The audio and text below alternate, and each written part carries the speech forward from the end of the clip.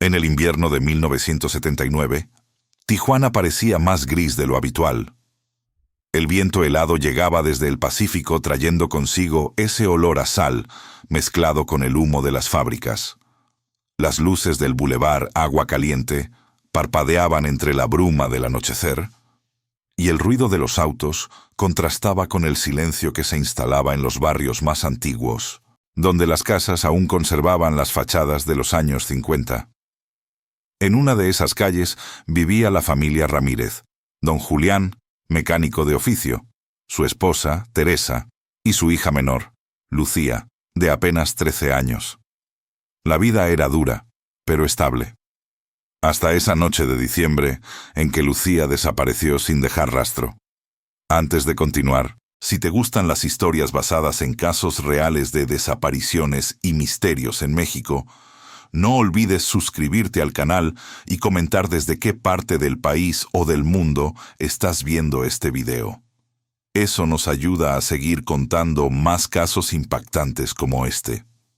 Esa noche, Teresa recordó haberle pedido a su hija que fuera a la tienda de la esquina por un frasco de café. Lucía, como de costumbre, tomó su chamarra azul y se fue caminando bajo la llovizna ligera. Nunca regresó. Cuando el reloj dio las 9, Julián salió preocupado con una linterna, revisó la tienda, las calles cercanas, incluso el viejo terreno baldío junto a la carretera internacional. Nadie la había visto. Fue entonces cuando inició lo que por décadas sería conocido como el Caso Frío de 1979 en Tijuana. Durante los primeros días, la policía municipal hizo lo que pudo. Entrevistaron a vecinos, revisaron el mercado e incluso fueron al colegio donde estudiaba Lucía. Nada. Algunos vecinos hablaban de un coche rojo que solía estacionarse cerca del callejón donde desapareció. Otros mencionaron a un joven rubio, con acento del norte, que había hecho preguntas sobre las familias del barrio. Pero sin pruebas, el expediente quedó archivado junto con decenas de otros casos sin resolver. Para Teresa, esos papeles significaban una herida abierta que jamás cerraría. Los años pasaron y Tijuana cambió. Las fábricas crecieron, el tránsito aumentó y las fronteras se endurecieron. Julián murió en 1994 sin haber recibido una sola pista concreta. Teresa, ya anciana, siguió guardando las fotografías de su hija en una pequeña caja de metal, junto a recortes de periódicos que hablaban del caso. En 2005, una estudiante de criminología llamada Mara Flores encontró ese expediente mientras hacía prácticas en la Fiscalía de Baja California. El caso, 42.979. Lucía Ramírez, desaparecida el 17 de diciembre. Algo en esas páginas la conmovió profundamente. Mara decidió reabrir el caso como parte de su tesis universitaria sobre desapariciones históricas en la frontera norte. Solicitó los antiguos interrogatorios, informes balísticos y fotografías del área.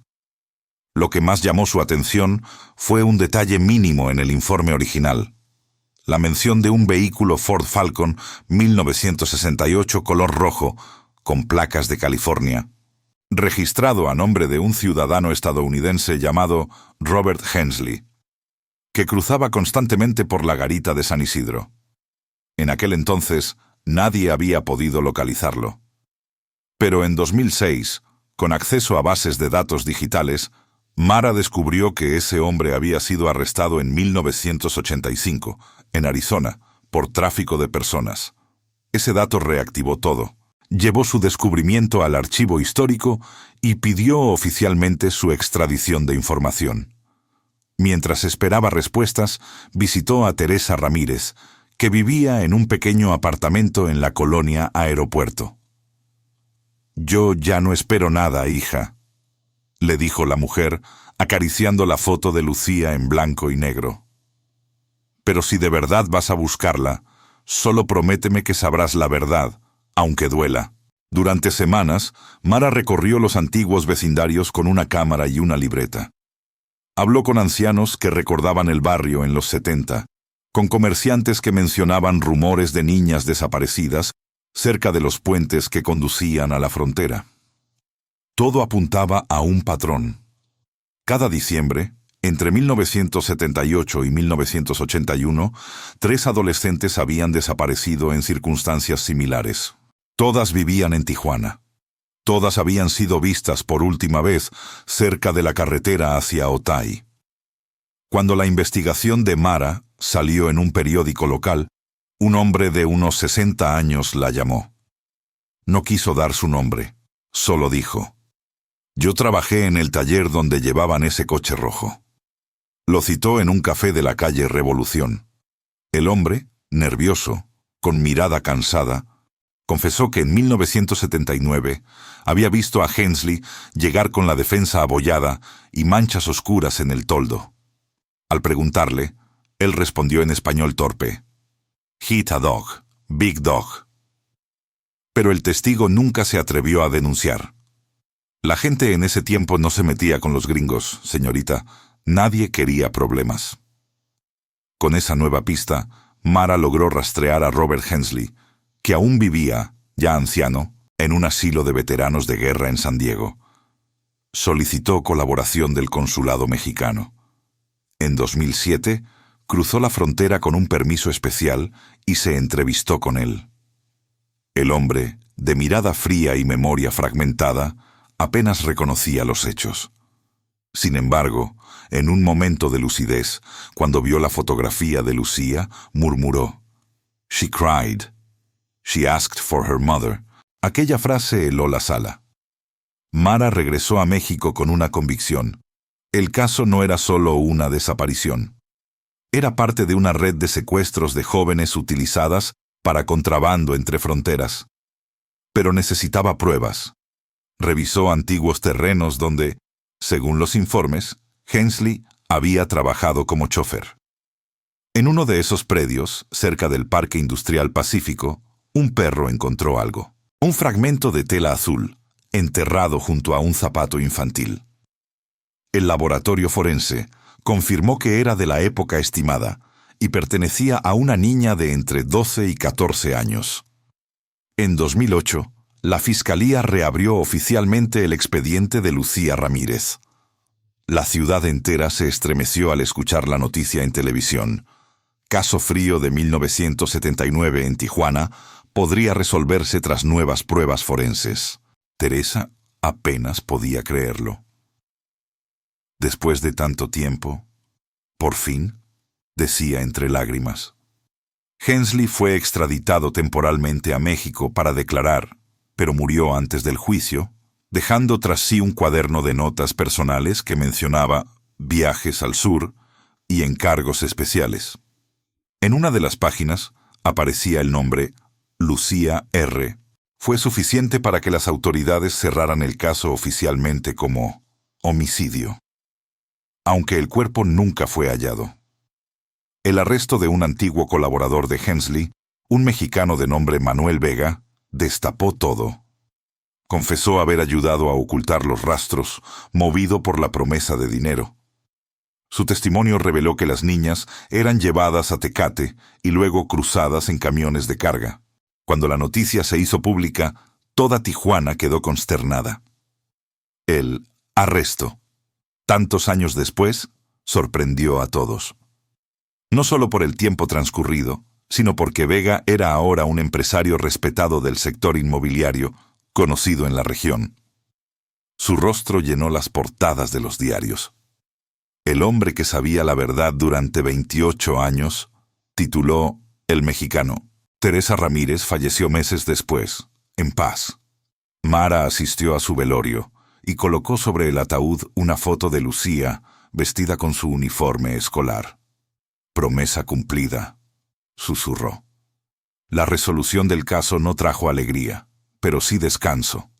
En 2010, Mara Flores publicó un libro basado en su investigación, Las niñas del viento frío, que posteriormente inspiró un documental. Su trabajo reveló no solo un crimen antiguo, sino una época en que la frontera era un lugar de impunidad y silencio. Y así, La historia de Lucía Ramírez dejó de ser un expediente olvidado. Se convirtió en símbolo de resistencia y memoria en Tijuana, recordando a todos que ninguna desaparición debe quedar sin respuesta, sin importar cuántos años pasen. Después de la publicación del libro de Mara Flores, la historia del caso Ramírez empezó a circular en las universidades, foros de víctimas y conferencias policiales. La gente hablaba del caso Lucía como un ejemplo de cómo la verdad puede emerger incluso en los archivos más olvidados. Sin embargo, para Mara, el cierre oficial del caso no significaba el final. Había algo que la mantenía despierta por las noches. Una línea en el testimonio de Manuel Vega. Yo nunca vi el cuerpo, había dicho durante su confesión. Solo me ordenaron limpiar la camioneta y enterrar el zapato. El gringo, él se llevó una caja a otro lado. Esa frase encendió en ella una nueva sospecha. ¿Y si los restos de Lucía no estaban en ese terreno? ¿Y si Vega había dicho la verdad, solo parcialmente, para negociar una reducción de pena? Mara comenzó a revisar nuevamente los mapas antiguos de Tijuana y los informes de tránsito fronterizo de finales de los 70. Descubrió que, en esa época, existía un paso secundario, no oficial, usado para cruzar ciertos vehículos militares de bajo perfil. Algunos informes mencionaban un taller abandonado cerca del cauce seco del río Tijuana, que había sido demolido hacia 1982. Los archivos señalaban que Robert Hensley había tenido una licencia de trabajo temporal en ese sitio. La idea de regresar allí le causaba una mezcla de emoción y temor, pero sabía que debía hacerlo. En febrero de 2011, en compañía de un grupo forense voluntario y con autorización de la Fiscalía, comenzó la excavación del lugar. La humedad del suelo dificultaba el trabajo. El aire olía a hierro oxidado y a historia detenida. Bajo una losa rota hallaron fragmentos de madera y una medalla con la figura de la Virgen de Guadalupe. Teresa había dicho, años atrás, que su hija la llevaba siempre al cuello. Una mezcla de alivio y horror invadió a todos los presentes. La Fiscalía ordenó detener las excavaciones y sellar la zona. Días después, el laboratorio confirmó que el ADN coincidía con el de Teresa Ramírez, conservado gracias a una muestra guardada por Mara en una carpeta olvidada, como si hubiera presentido la necesidad de conservarla. El caso fue reescrito oficialmente. Lucía Ramírez, víctima de homicidio cometido en 1979, identificada en 2011. La noticia ocupó los titulares de todo el país.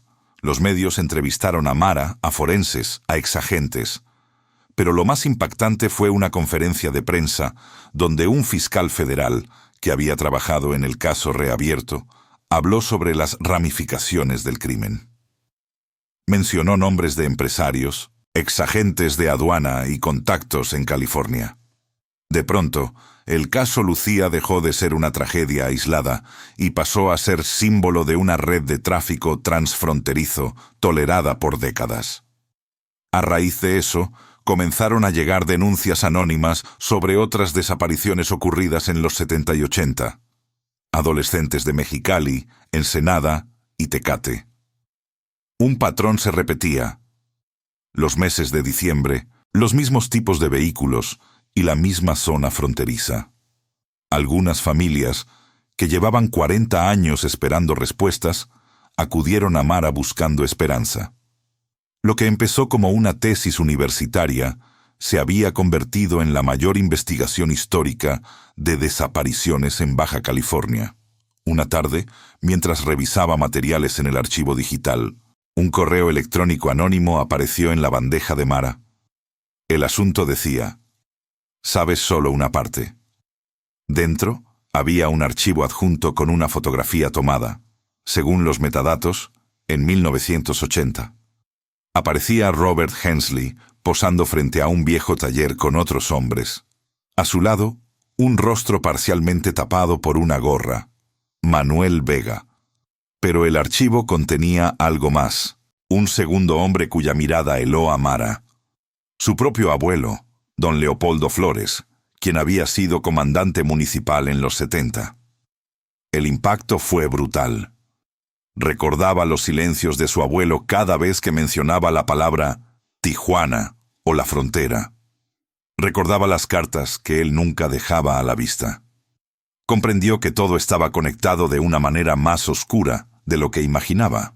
Durante semanas, Mara luchó entre el deber profesional y el vínculo familiar. Consultó a una colega, la fiscal Adriana López, quien le advirtió: «Si haces público ese dato, podrías destruir el legado de tu familia, pero también romper un pacto de silencio que lleva décadas». Mara decidió destapar todo. Publicó un segundo libro, El otro lado del silencio, en el que revelaba cómo algunos mandos de la policía fronteriza, durante los años 70, habían colaborado encubiertamente con contrabandistas y traficantes estadounidenses. Aquello provocó un escándalo nacional. Los noticieros transmitieron imágenes de archivo y entrevistas con exagentes que confirmaban haber recibido órdenes de no intervenir cuando se trataba de gringos. En ese contexto, el arresto más sorprendente de todos ocurrió. Ricardo Vega, hijo de Manuel Vega y actual secretario municipal en Tijuana, fue detenido por obstrucción de justicia y destrucción de pruebas históricas. Nadie lo esperaba. Había construido su carrera sobre el discurso de transparencia y justicia. Su captura fue portada. Arresto en Tijuana reabre heridas del caso Lucía Ramírez. En su declaración, Ricardo no solo reconoció haber destruido documentos, también reveló que sabía del implicamiento de policías locales en la desaparición original. Era un secreto familiar. Mi padre lo confesó antes de morir. Mara, al oír eso, comprendió que el círculo por fin se cerraba. La desaparición de Lucía no había sido obra de un extranjero solitario, sino el resultado de una red binacional en la que estaban implicados tanto ciudadanos estadounidenses como autoridades mexicanas. Cada revelación movía las fibras más profundas de Tijuana. Los viejos habitantes del barrio Ramírez aún recordaban a Lucía como la niña que todos dejaron de buscar. La ciudad, que había crecido entre violencia y olvido, comenzó a hablar abiertamente del pasado. En 2013, se inauguró un mural en una plaza de la colonia Altamira con su rostro, acompañado de otros nombres de desaparecidas de la época. El caso, aunque oficialmente cerrado, siguió teniendo un efecto dominó. En los años siguientes, gracias a la presión social, se crearon unidades especializadas para revisar casos fríos de mujeres desaparecidas antes de 1990, y en cada acto público, el nombre de Lucía resonaba como el emblema de las niñas silenciadas por la frontera. Mara siguió trabajando, aunque el desgaste la marcó. En una grabación para un documental de 2016, confesó: «El mayor descubrimiento no fue quién la mató, sino cuántos sabían y callaron». Para 2020, su investigación se había convertido en referencia académica sobre desapariciones históricas. Jóvenes estudiantes de Derecho y Periodismo visitaban el archivo Lucía Ramírez en la universidad local. En una vitrina, la medalla hallada en el antiguo taller descansaba junto a la libreta de Teresa, algunas cartas y una reproducción de la foto de familia en la que Lucía aparece sonriendo, con el mar de fondo. El tiempo había transformado el dolor en memoria colectiva. Pero para Mara, la historia nunca dejó de doler. En 2024, ya convertida en asesora en derechos humanos, regresó una vez más al barrio donde todo había comenzado. En el mismo lugar donde antes estaba la vieja tienda de la esquina, ahora había un café moderno. Se sentó junto a la ventana, observando el cruce de peatones, y pensó en Teresa, en Lucía, en su abuelo. «Todos ocultamos algo», susurró, mirando hacia el norte, donde la línea del muro se recortaba contra el cielo gris. Pero la verdad siempre encuentra su camino de vuelta. El sonido de los autos continuó. Afuera, la gente seguía su vida. Pero bajo el pavimento, la historia de 1979 seguía latiendo, recordando a todos que cada desaparición deja un eco que no se extingue nunca. El eco del caso Lucía Ramírez había trascendido fronteras. Para 2026, el nombre de Mara Flores era conocido no solo en México, sino también en foros internacionales sobre derechos humanos. En la Universidad Autónoma de Baja California, una nueva generación de estudiantes analizaba su investigación como ejemplo de lo que la perseverancia podía lograr cuando la justicia parecía un sueño imposible. Pero mientras la sociedad convertía a Mara en símbolo de esperanza, dentro de ella seguía una sensación amarga. Aquel archivo aún no estaba completo. Había piezas del rompecabezas que no encajaban del todo. Un día, revisando notas antiguas de su primera investigación, reparó en algo que solía pasar desapercibido. En las actas de 1980 aparecía un nombre incompleto, apenas visible por el deterioro del papel: Ana R. No formaba parte del expediente principal, sino de una nota marginal, escrita con letra distinta. Consultó a una técnica forense jubilada que entonces trabajaba en la policía municipal. La mujer, ya entrada en años, palideció al escuchar la pregunta. «Sí, recuerdo esa anotación», dijo con voz quebrada. Era una testigo, una amiga de la niña. Pero las autoridades la hicieron retirarse. Vino con su madre a declarar, y luego no volvió. A Mara se le erizó la piel.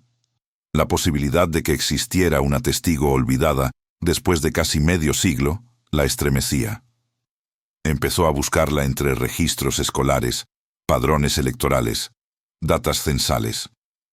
Finalmente, halló a una mujer llamada Ana Robledo, de 49 años, viviendo en Mexicali. Al contactarla, Ana aceptó recibirla con una sola condición, sin cámaras ni grabadoras. El encuentro se dio en una casa modesta, de paredes carcomidas por el sol. Ana, de semblante tímido, abrió la puerta con cautela. Reconocía de inmediato a quien tenía delante. «La he visto en televisión», dijo. «Habla bien de Lucía. Yo la conocí. Sirvió café en tazas viejas, las mismas que probablemente llevaba usando décadas». Según su relato, en la tarde del 17 de diciembre de 1979, Ana había salido de la escuela con Lucía. Las dos iban hacia la tienda cuando un coche rojo se detuvo cerca. El conductor, un hombre extranjero, les preguntó algo sobre una dirección. Ana sintió miedo y se alejó. Lucía, siempre confiada, se acercó al carro para responder. Fue la última vez que la vio. «Quise contarlo, pero mi mamá me lo prohibió», explicó, conteniendo el llanto. «Dijo que no nos metiéramos con los gringos, que esa gente mandaba». Mara quedó en silencio. Aquella confesión confirmaba lo que por años se había sospechado, que la desaparición de Lucía fue premeditada y que el barrio entero guardó silencio por miedo. Sin embargo, lo que Ana dijo después alteró el rumbo de todo. «Ese hombre del carro no iba solo», dijo con voz temblorosa. «Había alguien más en el asiento de atrás, un mexicano». Mara grabó esas palabras en su memoria. Si existía un segundo responsable local, quizá aún estaba vivo. Revisó los archivos judiciales de 2007, donde aparecían los nombres de antiguos colaboradores de Hensley. Entre ellos, uno que nunca fue interrogado. Octavio Castañeda, mecánico del taller de Vega en los 70. Tras solicitar una orden de localización, descubrió que Castañeda vivía retirado en Ensenada, enfermo y casi olvidado. Lo visitó una mañana nublada. El hombre, de rostro curtido por el sol, aceptó hablar al notar que ella conocía el expediente. «Yo no la tomé», dijo al inicio, como si quisiera limpiarse de culpa. «Pero supe todo. Nos obligaron a callar». Contó que en las noches de aquel diciembre, Vega y Hensley hacían viajes hacia Tecate. En uno de ellos, Hensley llevó el coche rojo con la defensa manchada y un costal en el asiento trasero. «Era niña. Lo supe por el tamaño», murmuró Castañeda, y añadió algo aún más estremecedor. Vega había recibido la orden de su superior, un capitán de apellido Flores, de no reportar nada. Mara contuvo el aliento. Flores. Era su apellido. Pidió detalles. El anciano recordó el nombre completo: Leopoldo Flores. La verdad golpeó como un relámpago, cruel y confirmatoria. Esa noche, Mara regresó al hotel en silencio. Miró por la ventana el mar oscuro de Ensenada. El viento arrastraba ecos del pasado. Comprendió que la historia de su abuelo no era una ramificación secundaria, era el tronco. Días después, filtró los nuevos testimonios a la Fiscalía Anticorrupción. Se abrió una nueva carpeta bajo el número 11-2026. La investigación buscó restos de documentos de la comandancia de 1979 y halló libros de turno, puños de órdenes y registros de custodia que, años atrás, fueron declarados desaparecidos. En ellos aparecía la firma de comandante Leopoldo Flores, autorizando la salida de un vehículo policial a la zona de la colonia Aeropuerto la noche exacta del crimen. El documento mostraba que las autoridades habían estado allí desde el principio, no para investigar, sino para proteger al culpable. La prensa comenzó a divulgar fragmentos, revelando vínculos entre el viejo mando policial y empresarios estadounidenses. De pronto, todo el país volvió la mirada hacia Baja California.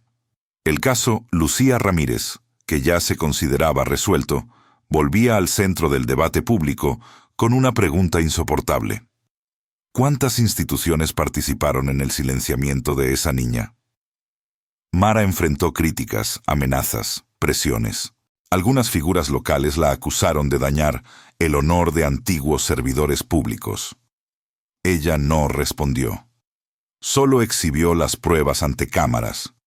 En una entrevista transmitida por Señal 3, afirmó serenamente: «El honor se defiende con verdad, no ocultando cadáveres».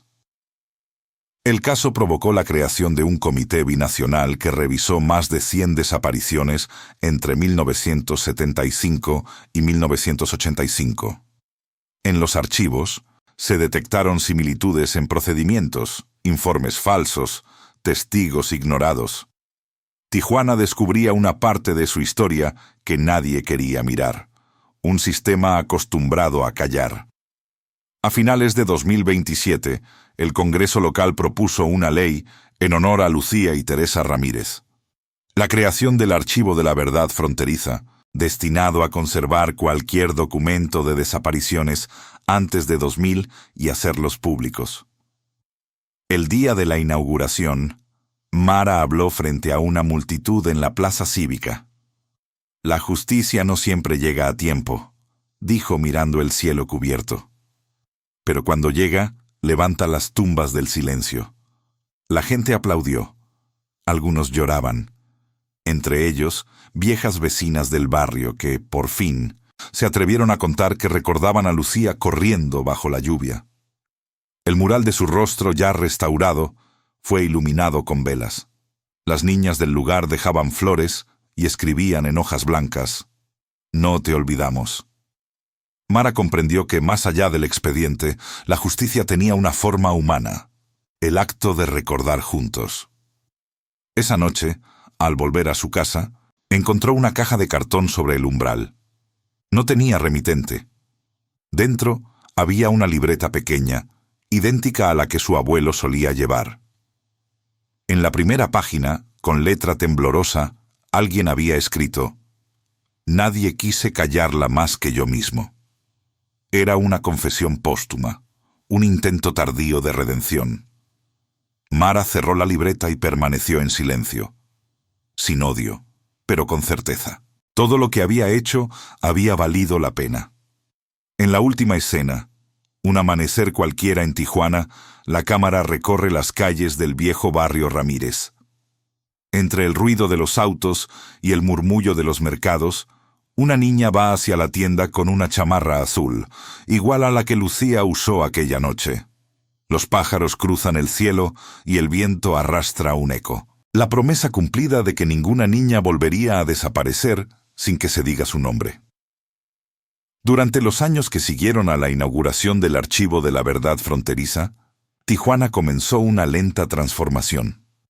Las nuevas generaciones crecieron escuchando el nombre de Lucía Ramírez, no solo como víctima, sino como parte de la historia viva de la ciudad. Las escuelas incorporaron su caso en charlas sobre derechos humanos y memoria histórica. En la secundaria número 32, donde una vez estudió Lucía, una maestra, entre lágrimas, contó a sus alumnos: Lucía fue una de ustedes. Soñaba con estudiar enfermería. La calle donde caminaba se convirtió en símbolo de justicia, porque alguien, años después, se atrevió a seguir su huella. Mara solía asistir de incógnito a esas charlas. Sentada al fondo, entre jóvenes que apenas comprendían el peso de ese nombre, observaba cómo la historia adquiría vida propia. Nadie sabía que la mujer de cabello recogido y mirada tranquila era la responsable de reabrir un caso dormido por 3 décadas. En silencio, sonreía. Era su manera de aceptar que, aunque su abuelo había sido parte del encubrimiento, ella había podido romper el legado de silencio familiar. Pero la tranquilidad duró poco. En 2028, una periodista llamada Natalia Cruz, del diario Frontera Norte, publicó un artículo titulado «Las víctimas invisibles del caso Ramírez». El reportaje sostenía que, durante los años 70, Lucía no fue la única trasladada por la red de Hensley y Vega. Existían registros de al menos 5 jóvenes desaparecidas que coincidían en edad, apariencia y circunstancias. La investigación señalaba que 3 de ellas nunca fueron incluidas en ningún expediente oficial. Mara, al leer el reportaje, sintió que la historia se reabría como una herida mal cerrada. Decidió contactar a Natalia. Se reunieron en un café de la colonia Cacho, a unas cuadras del centro. La periodista, de carácter firme y acento capitalino, le mostró copias de documentos del Archivo Nacional en los que aparecían notas de inteligencia de la época, mencionando traslados especiales hacia la frontera. Lucía fue la que encontraron, dijo Natalia, pero hubo más. Juntas, emprendieron una nueva revisión de los archivos. Hallaron coincidencias en las fechas y, sobre todo, en los vehículos. Uno de los nombres que aparecía recurrentemente era el de un chofer de la Secretaría de Aduanas, Julián Torres. Según los documentos, había trabajado bajo órdenes del comandante Flores. El mismo apellido que seguía persiguiendo a Mara. Esta vez, ella no se detuvo por miedo ni vergüenza. Contactó al hijo de Torres, ahora mayor. El hombre aceptó hablar en 2029, en una entrevista grabada para televisión. «Mi padre me contó antes de morir», dijo mirando directamente a la cámara, que una noche lo obligaron a conducir un camión hacia la frontera. Llevaba cajas tapadas con lonas. Cuando preguntó qué contenían, el comandante le dijo: «Tú no ves, tú manejas». La confesión desató un terremoto político. Surgieron testimonios, llamados a reabrir expedientes olvidados y marchas ciudadanas en Tijuana, Mexicali y Tecate exigiendo verdad completa. En las pancartas, el rostro de Lucía se acompañaba ahora de rostros anónimos dibujados con tiza blanca. Las otras que nunca se nombraron. Las calles vibraban con una mezcla de indignación y esperanza. El caso Lucía Ramírez ya no pertenecía a una familia ni a una investigadora. Era patrimonio de toda una generación cansada de mirar hacia otro lado. Una tarde, mientras el sol caía sobre el muro fronterizo y las luces del norte parpadeaban del otro lado, Mara caminó hasta el viejo parque donde Teresa solía llevar a su hija. Allí encontró a Natalia, esperando con una carpeta. «Llegó un documento más», dijo la periodista. «Es la grabación de una conversación interceptada en 1980 entre agentes mexicanos y autoridades estadounidenses. En ella hablan de una entrega fallida y un asunto con la niña». Ambas escucharon el audio entre el ruido del tránsito. La voz, rasposa y cansada, era inequívocamente la del abuelo de Mara. «No volverá a pasar», decía. El gringo ya está fuera. Que entierren el problema. El viento sopló con fuerza. Mara cerró los ojos, dejando que las palabras se deshicieran en el aire. Finalmente había llegado al punto exacto donde la verdad lastimaba y liberaba al mismo tiempo. Fue entonces cuando comprendió algo esencial. La justicia no siempre significa condenar a los culpables, sino recordar a las víctimas sin miedo. Pocos meses después, el Congreso Federal aprobó la creación del Fondo de Búsqueda Histórica, inspirado en las investigaciones del caso Ramírez. Años de silencio comenzaban a tener respuesta. La historia de Lucía llegó también al cine. Un joven director de Guadalajara adaptó la vida de Mara y las confesiones encontradas en una película titulada El eco del 79. En el Festival de Morelia, cuando se proyectó por primera vez, el público guardó un silencio estremecedor al ver en pantalla una recreación de Lucía, corriendo bajo la lluvia, sonriendo antes de desaparecer entre las sombras del barrio. Durante la función, Mara permaneció inmóvil. En los últimos minutos, en los que la actriz que la interpretaba decía frente a cámara: «No hay archivo que pueda cerrar el corazón de una madre», una lágrima escapó de sus ojos. No solo por Lucía, sino por cada niña cuyo nombre se perdió en el polvo de los años. Tiempo después, fue invitada a hablar ante la Cámara de Diputados. Frente a legisladores, familiares de víctimas y periodistas, pronunció un discurso que quedaría grabado en la memoria del país. Lo que encontramos no fue solo una niña desaparecida. Encontramos el reflejo de un México que cayó cuando más debía gritar. Y aunque mi propia sangre esté manchada por ese silencio, también demuestra que las generaciones nuevas pueden romperlo. El aplauso fue largo, sincero, profundo. Al finalizar, la periodista Natalia Cruz le entregó un sobre cerrado. Dentro había una copia de la declaración de un exagente estadounidense, recientemente desclasificada, confirmando que Hensley había operado bajo cobertura para tareas informales de control migratorio. En otras palabras, su crimen había sido encubierto desde ambos lados del muro. Mara comprendió que el expediente de Lucía no era un caso aislado, sino parte de una herencia de impunidad compartida entre países. Pero también supo que su esfuerzo ya había trascendido. Esa noche escribió las últimas líneas de su tercer libro, La frontera del olvido. Lucía no murió 2 veces. Murió una sola vez, cuando la frontera la tragó.